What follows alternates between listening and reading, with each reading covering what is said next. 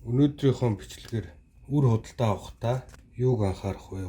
Уутан дээр ямар зүйл бичигдсэн байдаг вэ гэдэг талаар танилцуулъя.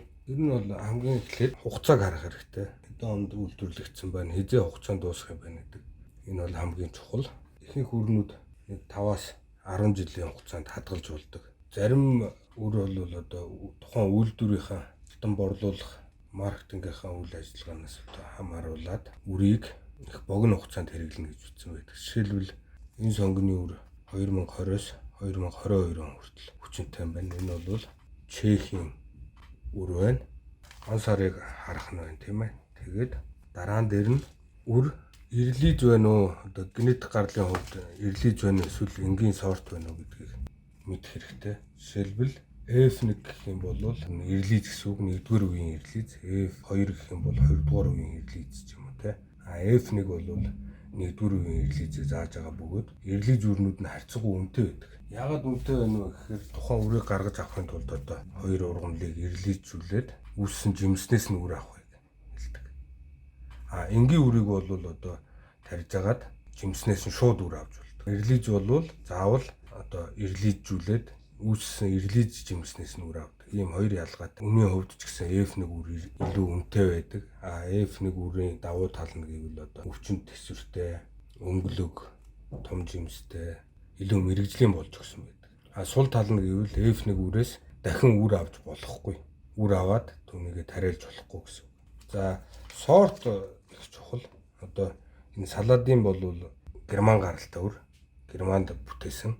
Одоо нөгөө Иерусалимыг нэгтгсэн эртний арабын хаан байдаг шүү дээ. Салах ад-Дин гэдэг түүнийг Саладин гэж одоо тэр хааны нэрээр нэрлсэн юм үр байна. Англи стандарт гэдэг энэ бол одоо Украин үр байна.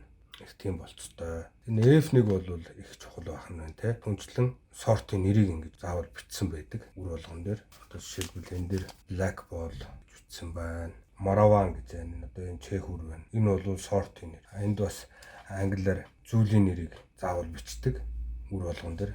Anethum Garaveolens гэдэг укропыг одоо латин нэршлэн нь бол ийм байт юм байна. За, Solanum Leucopersicum гэдэг энэ бүх помидорн дээр бол энэ зүйлийн нэрийг бичсэн байгаа. Solanum Leucopersicum.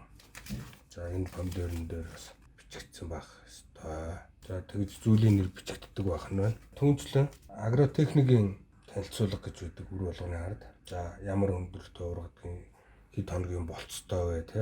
Жимс нь хэр томордгийг, хэдээс хэдэн сарын хугацаанд үрслүүлдэг, ямар гүнд суулгадаг вэ. Тэгээд үрийн тарих талбай хэмжээ байна. Одоо 1.5 м-ээс 80 см шоод өрүүлжинд, 80-аас 100 см шоод өрүүлжинд тарина гэж байна. Тэгээд нарлаг газар тарина гэж байна. Нар их үздэг.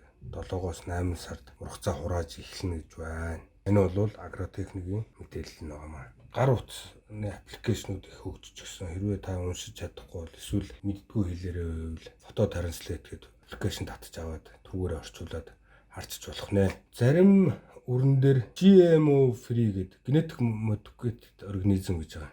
Гений өөрчлөлтөнд орсон уу, ороогүй юу гэдгийг одоо сүүлийн үед бол заавал энэ тэмдэглэгийг шаарддаг болсон байгаа. Жишээлбэл энэ үр Torap гэдэг Польшийн фирм байна.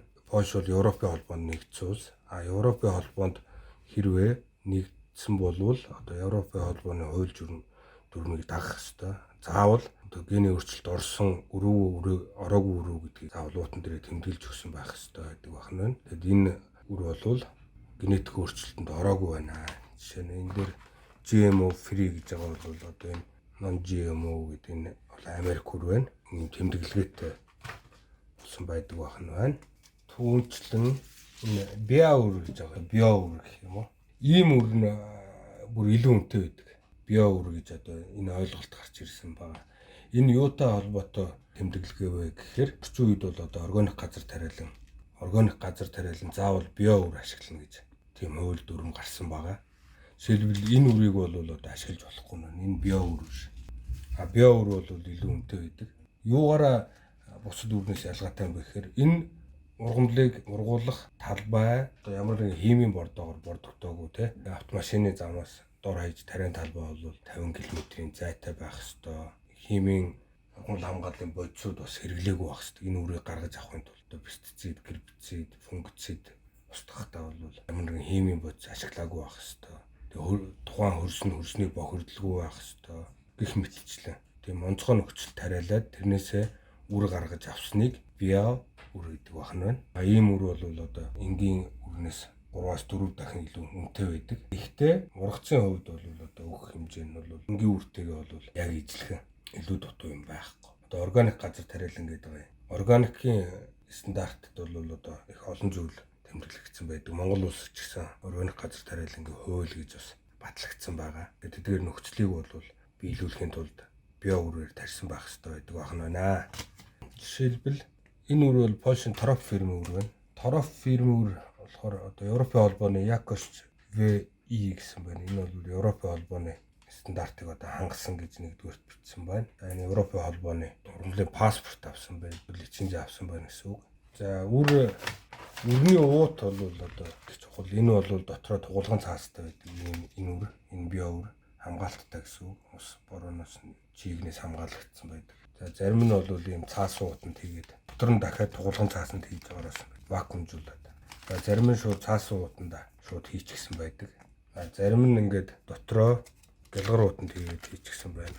Энэ чийг авахлахгүй л эдгээр айлын ч гэсэн бол нэг айхтар онцгойч холбогдолгүй одоо хугацаагаар хадгалах тохиолдолд бол одоо мэдээж гэлгар ууттай ус нэвтрэхгүй те чийг авахгүй үйл их зүгээр. За бас нэг гол зүйл бол одоо граммын хэмжээ. Энэ уутанд хэдэн грамм үр агуулгадж байна вэ гэж. Жишээлбэл энэ үр бол 0.3 грамм гэж бичсэн байна. Помидорын үр. Нэг уут помидоринд ойролцоогоор 200-аас 250 ширхэг үр ордог. Тэгэхээр энийгээ бол одоо дундчлаад үржүүлчих нь байна. 25-аас 30-аар. Тэгэхээр нэг ойролцоогоор 80-аас 90 үр савлагдсан байна гэж ойлгох хэрэгтэй. Энд байна 30 ширхэг үртэй гэж бичсэн байна. За энд 0.5 грамм гэж бичсэн байна. Энэ салаадын дээр 1 грамм гэж бичсэн байна.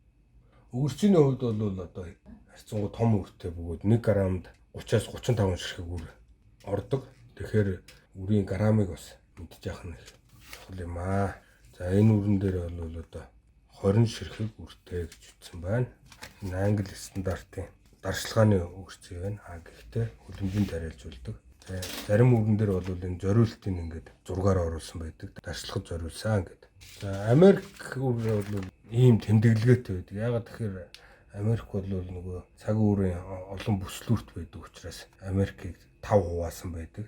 Жишээлбэл хамгийн өмнөд бүс байна. Дунд болон хамгийн хойд гэдэг. Энэ хойд хэсэг нь бол хүүтэнд. Жишээлбэл хойд бүсд бол 5-аас 7 сар тариарай гэж бичсэн байна. Хамгийн урд бүсд бол одоо 1-ээс 2 сард. Дараагийн цэнхэр бүсд бол одоо 3 сар хүртэл тарьж болно. Дундлын бүсд бол 3 сараас 5 сарын хооронд тарьж болно. Дараагийнх нь ингэж бичсэн байна. Энэ тэмдэглэгээг бас анхаарч иж аваарай. Зарим үр бол яг энэ хойд бүсэд зориулсан гэсэн тэмдэглэгээтэй байдаг. Эртийн болцтой тий. За ийм ялгаанууд байна. Энэ заавар дээр жишээлбэл зарим үр бол одоо онцгой нөхцөлийг шаардж байдаг. Жишээлбэл одоо энэ үрийг өрсөлдүүлэхийн тулд бол 2-оос 4 сард өрсөлдөө хийнэ. За F1 үрээс үр авч болдгоо бол одоо энгийн сортоос бол дахин үр авч тариалж дараа жил нь тариалж болно гэсэн үг. Open pollinated гэж бичсэн байдаг.